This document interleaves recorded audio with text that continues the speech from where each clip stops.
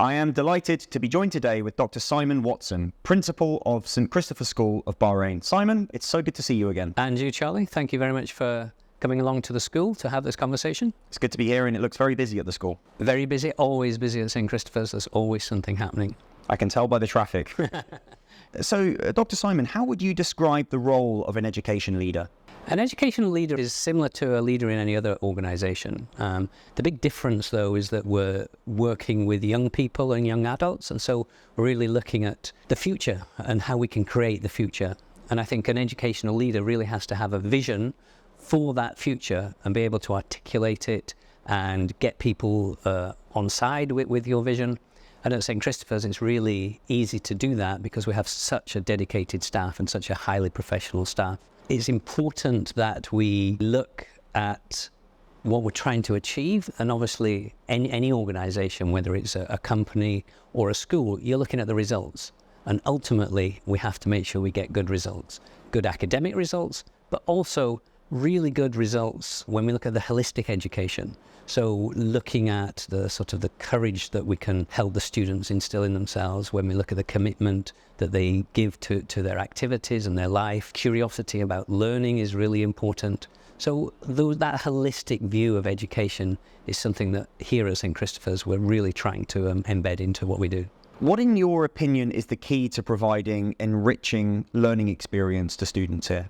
Enriching the learning experience comes in two different ways. One is in the classroom, where you have to make sure that you engage the students, that you have caring and compassionate teachers who really know their subject. And that's something that we have in abundance here at St. Christopher's. And the other aspect to it is out of the classroom. And that's really where we excel, I think, here. We've got students at the moment in Singapore doing the Formula One for schools. We're about to send a whole team of students to Yale in the Champion of Champions for the World Scholars Cup.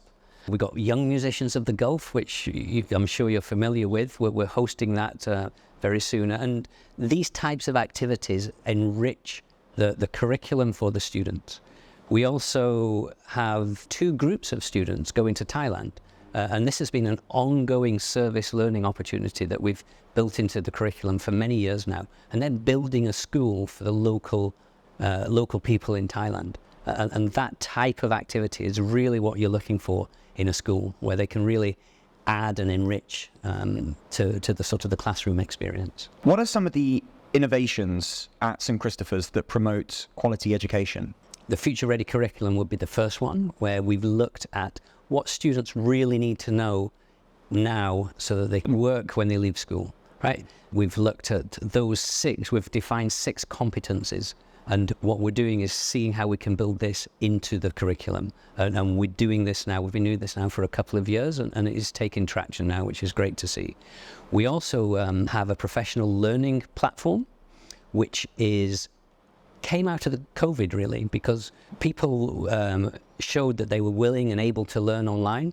And so what we do is we get educationalists from around the world to deliver high quality training to the teacher. Last year we had Tom Sherrington come in. We got online, that is, and we got Ollie Lovell, who's also he's in Australia. Tom Sherrington's in the UK, a very, very well-known educationalist. And how often does that happen? We run these once a year. We've probably got about 30 speakers this year, and teachers sign up for them, support staff sign up for them, and it's really taken a grip. It's a fantastic initiative that we've put into place. But this came out of COVID.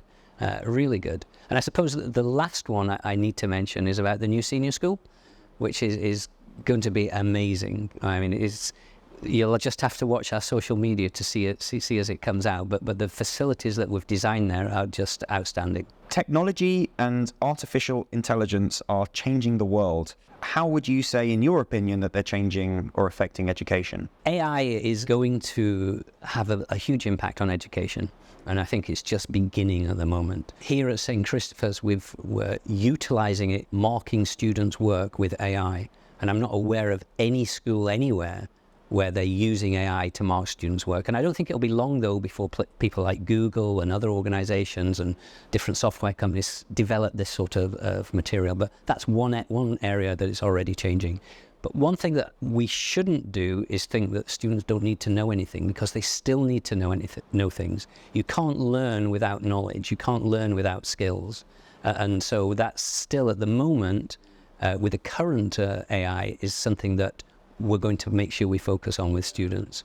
But it could be in the future where you sort of hack into your brain that you can go directly, you can get the knowledge directly into your brain, and then it's a completely different ballgame. Somewhat scary, but Very scary. we'll see how the future pans out. Can you describe a recent student success story from St. Christopher's? There are many. It's very difficult to choose one, whether you're choosing sort of the 3 students who got the Crown Prince International Scholarship program, the students who did exceptionally well in their exams, but it's really the students who overcome some obstacle where they've got some adversity in their life. We have students who have cancer, who continue to work through the school, and supporting those through those difficult periods is really challenging but rewarding as well. And you've got, obviously, students. Sadly, we have students whose parents, they lose one of their family members during the middle of exams, and that's really a very challenging time, but it's highly rewarding when you can see them coming through maybe after 1-2 years' time. So it's difficult to talk about individual successes, but it's those type of things where students succeed despite the circumstances, despite their personal issues that they may be encountering at that time. No, for sure, that must be really tough, but also rewarding seeing them come out at the other end.